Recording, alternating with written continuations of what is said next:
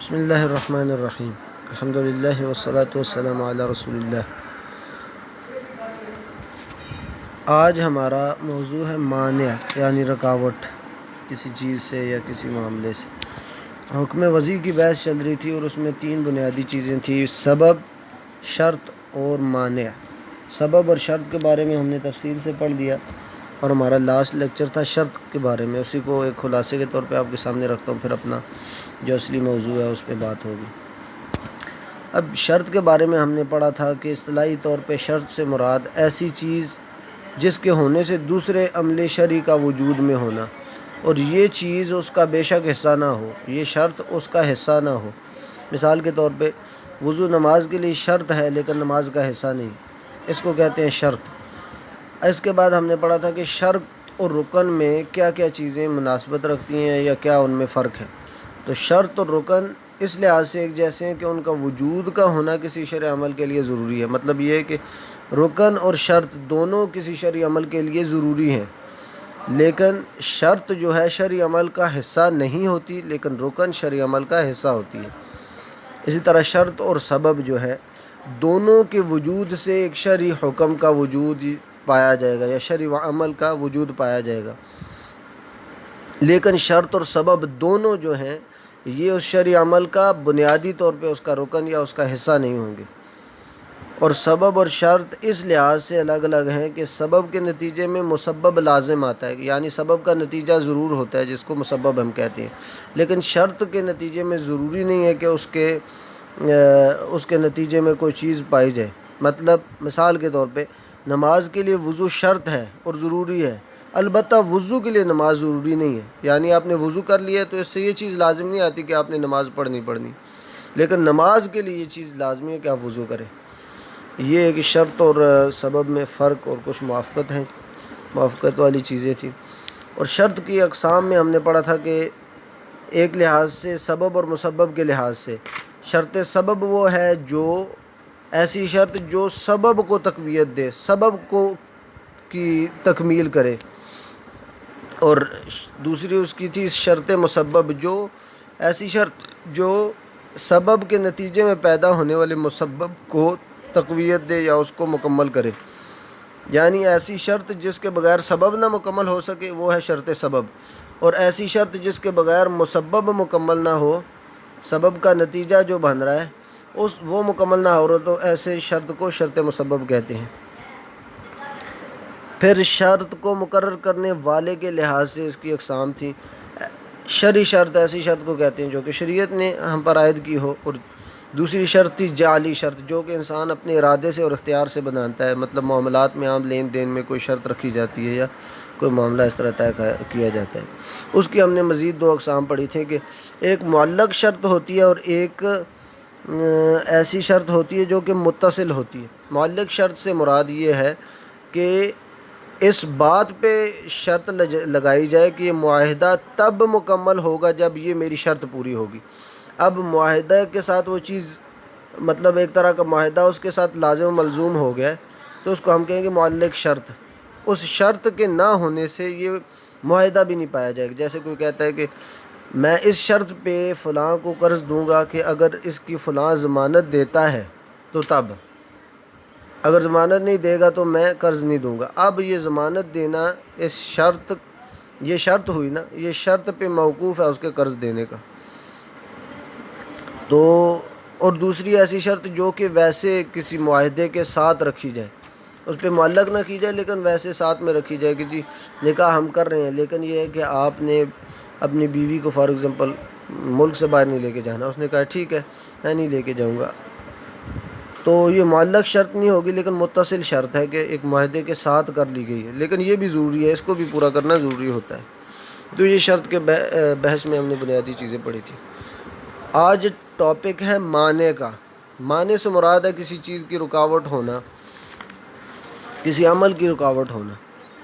یعنی اس کی تعریف ہم اس طرح کر سکتے ہیں کہ مانع سے مراد ایسا عمل یا چیز ہے جس کو شریعت نے شرعی حکم کے مرتب ہونے میں یا سبب کے مرتب ہونے میں رکاوٹ قرار دیا ہو۔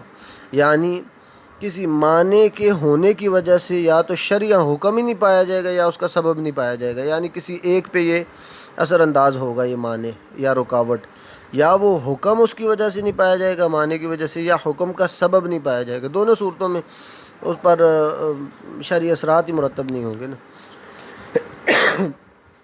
اب اس کی دو اقسام ہیں، یعنی معنی کے ہونے سے شرعی حکم نہیں پایا جائے گا، اور معنی کے نہ ہونے سے شرعی حکم پایا جائے گا، شرعی سبب پایا جائے گا۔ اس کی دو اقسام ہیں، مانع الحکم اور مانع السبب۔ مانع الحکم سے مراد ہے حکم کی رکاوٹ یا حکم کے لیے رکاوٹ، ایسا مانع جو حکم کے لیے رکاوٹ ہو۔ یعنی اس کی تعریف ہم ایسے کر سکتے ہیں کہ ایسا معنی جس کے نتیجے میں شرعی حکم نہ پایا جائے، یعنی حکم کا مقصد اس رکاوٹ کی وجہ سے پورا نہیں ہوتا۔ اس میں حکم کا جو مقصد ہے، شرعی حکم کا جو مقصد ہے، اس رکاوٹ کی وجہ سے اس میں حائل آ جاتا ہے۔ مثلا باپ ہونا اس سے قصاص لینے میں رکاوٹ ہے، باپ ہونا اس بات سے مانع ہے کہ اس سے قصاص لیا جائے۔ مثلا باپ اپنے بیٹے کو قتل کر دیتا ہے فار ایگزامپل، اب باپ سے قصاص نہیں لیا جائے گا، اس سے دیت طلب کی جائے گی، اس سے دیت لی جائے گی، یعنی 100 اونٹ، لیکن اس کے نتیجے میں اس کو قتل نہیں کیا جائے گا، اس لیے کہ بنیادی طور پر قصاص سزا اور ڈانٹ کے طور پر ہوتی ہے کہ اس کے ذریعے قتل کو روکا جا سکے، قتل کثیر لوگوں میں نہ پھیلے۔ لیکن باپ میں تو پہلے ہی بیٹے کے لیے شفقت اور رحمت ہوتی ہے، تو یہ سوائے کچھ بعض شاد و نادر حالات ہوتے ہیں جس میں یہ معاملات پیدا ہو جاتے ہیں، اس لیے والد اگر اپنے بیٹے کو قتل کر دیتا ہے تو اس کے لیے قصاص واجب نہیں ہوتی، تو اس کا باپ ہونا یہ اس بات سے مانع ہے کہ اس سے قصاص نہ لیا جائے۔ قصاص تو شرعی حکم ہے نا، اب یہ شرعی حکم میں رکاوٹ کیا بن گیا؟ اس کا باپ ہونا، تو باپ ہونا مانع ہوا، اس کو ہم کہیں گے مانع الحکم۔ ایک ہے مانع السبب، جو سبب جس کے نتیجے میں حکم شرعی حکم مرتب پا رہا ہے، اس سبب کے ہی درمیان میں یہ ایک رکاوٹ آ جاتی ہے، یعنی جس سبب کے ذریعے ایک شرعی حکم مرتب ہوگا اس سبب کے درمیان ہی یہ ایک رکاوٹ حائل آ جاتی ہے، یعنی ایسی رکاوٹ یا معنی جو کسی سبب کو باطل کر دے جس کے ذریعے کوئی شرعی حکم مرتب ہوتا ہو، یعنی معنی میں ایسی وجہ موجود ہو جو کہ سبب کی حکمت کے خلاف ہو، سبب کی حکمت کے خلاف ہوگا تو اس کے معنی بن جائے گا، تو اس سے سبب باطل ہو جائے گا اور نتیجتاً شرعی حکم بھی نہیں پایا جائے گا۔ سبب نہیں پایا جائے گا تو حکم تو نہیں پایا جائے گا، اس لیے اس کی ہم سبب کی بحث میں یہ چیزیں پڑھیں۔ مثلا اس کی مثال سے آپ چیز سمجھ جائیں گے کہ دیکھیں زکوٰۃ کا جو نصاب ایک مقرر کیا گیا ہے کہ 7.5 تولے سونا ہوگا، اتنی چاندی ہوگی، تو اتنا مال انسان کے پاس اگر پایا جائے تو یہ اس بات کا سبب ہے کہ وہ زکوٰۃ اس پہ فرض ہو جائے گی۔ زکوٰۃ کا فرض ہونا اس بات کا سبب کیا ہے؟ زکوٰۃ کا فرض ہونے کا سبب کیا ہے؟ کہ انسان کے پاس نصاب ہو، نصاب کے مطابق اس کے پاس مال ہو۔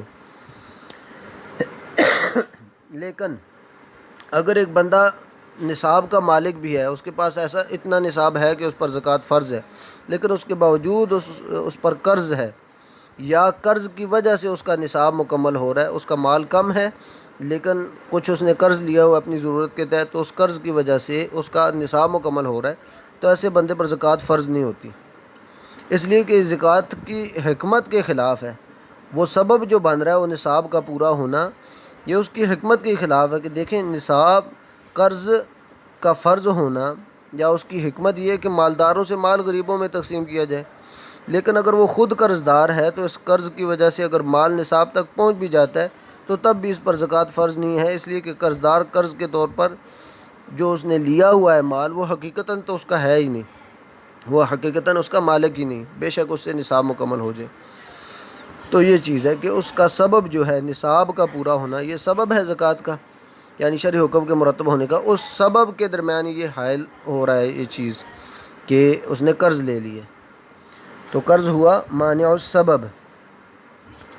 یہ بنیادی چیزیں ہیں بس معنی میں، یعنی معنی یا تو حکم کے درمیان میں ہوگا یا سبب کے درمیان، لیکن دونوں صورتوں میں اس میں شرعی حکم ہی نہیں مرتب ہوگا بس۔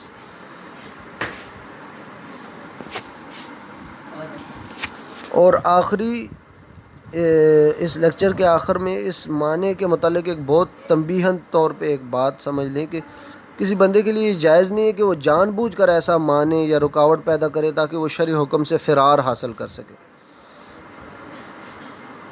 ایسے حیلے اور بہانے شریعت میں جائز نہیں ہیں۔ مثلا نصاب زکوٰۃ پر سال گزرنے سے پہلے اس میں سے کچھ حصہ بیوی کو دے دیں کہ یہ تم رکھ لو تاکہ میرا نصاب کم ہو جائے تو مجھ پر زکوٰۃ فرض نہ ہو۔ جب سال گزر جائے، مطلب ایک سال کے بعد زکوٰۃ دی جاتی ہے نا، اس کے بعد جب نیا سال شروع ہو تو اسے بیوی سے دوبارہ لے لے جی اب ہم رکھ لیتے ہیں۔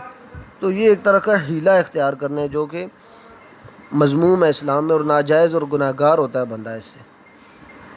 تو یہ چیز ہونی چاہیے کہ معنی ایک تو خود بن گیا ہے، کسی اس سے حکم مرتب نہیں ہوگا، لیکن انسان اگر خود معنی پیدا کر رہا ہے تو انسان بہت گناہ گار ہے، ایک طرح کا شریعت کے احکام سے یہ فرار کا ایک ذریعہ حاصل کر رہے ہیں۔ تو یہ بہت مذموم چیز ہے، اس سے بچنا چاہیے۔ تو یہ معنی کی کچھ ضروری بحثیں تھی۔ کل صحیح اور باطل کی بنیادی چیزیں آ جائیں گی کہ کیا چیز صحیح ہے، کون سی شرط صحیح ہے، کون سی باطل ہے، اور باقی چیزیں جو اس میں آئیں گی انشاءاللہ۔ سبحانک اللہم و بحمدک اشہد ان لا الہ الا انت استغفرک و اتوب الیک۔